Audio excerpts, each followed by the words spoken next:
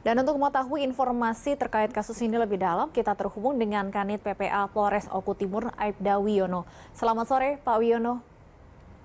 Selamat sore, Ibu.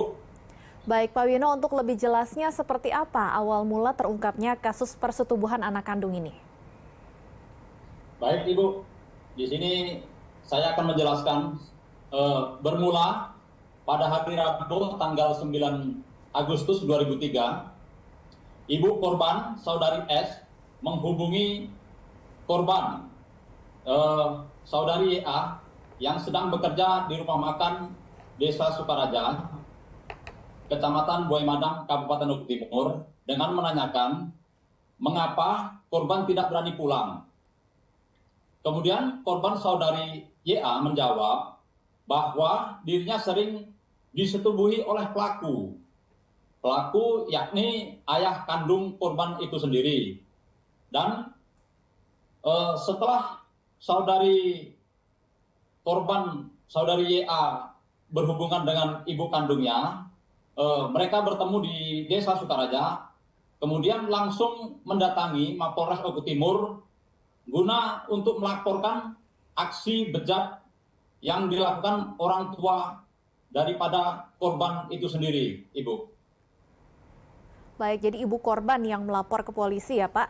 Artinya aksi pencabulan ini sudah berlangsung sejak lama, Pak?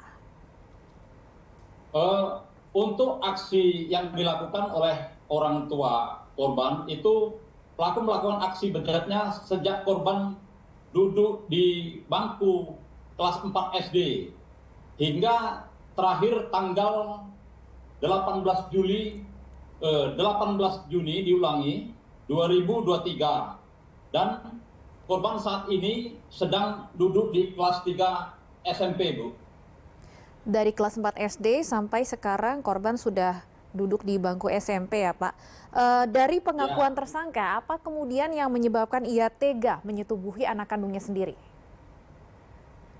Yang penyebab dari pengakuan tersangka, yang menyebabkan pelaku tega melakukan menyetubuhi korban anak kandungnya sendiri, yakni dikarenakan pelaku tergiur akan body dari anaknya sendiri, sehingga pelaku ingin menikmati tubuh daripada anaknya itu sendiri, Ibu. Baik, artinya pencabulan ini tadi kalau Anda sebutkan sudah berlangsung kurang lebih 5 tahun ya, Pak ya. Apa yang membuat korban takut melaporkan? Apakah ada ancaman yang diberikan pelaku terhadap korban? Baik, karena ancaman yang diberikan pelaku kepada korban saat pertama menyetubuhi korban dengan mengeluarkan senjata tajam jenis pisau. Apabila korban tidak mau menuruti kehendak pelaku untuk disetubuhi, dan pelaku mengancam korban akan membunuh korban apabila tidak menuruti kemauan aksi bejat dari ayah kandungnya itu sendiri, Bu. Lalu mengapa kemudian ibu korban sekaligus juga istri dari pelaku tidak mengetahui, Pak, perbuatan cabul dari suaminya selama ini? Apakah memang sang istri lebih sering berkegiatan di luar rumah atau modus dari pelaku seperti apa sampai tidak ketahuan? Karena pada waktu sering terjadi pelaku melakukan persetubuhan terhadap anak kandungnya ini, Bu, daripada ibu kandung korban itu sendiri pada saat itu sedang tidak berada di rumah. Dia sedang berada di kebun. Baik, kalau pelaku sendiri sehari-hari bekerja sebagai apa, Pak? Pelaku sendiri ikut bertani juga, berkebun dengan istrinya. Tapi ketika terlena, istilah katanya itu istri daripada pelaku itu ke kebun, dia menunggu standby di rumah begitu. Kondisi korban saat ini seperti apa, Pak Wiono? Kondisi korban sekarang ini mengalami trauma berat, Bu. Ada pendampingan yang diberikan dari PPA Polres Oku Timur, Pak?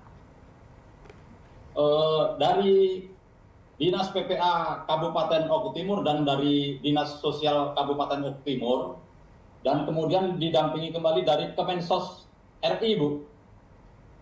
Baik, tentunya kami berharap agar korban segera pulih dari traumanya. Terima kasih Aibda Wiono, Kanit PPA Polres Oku Timur sudah bergabung di Berita Satu Sore.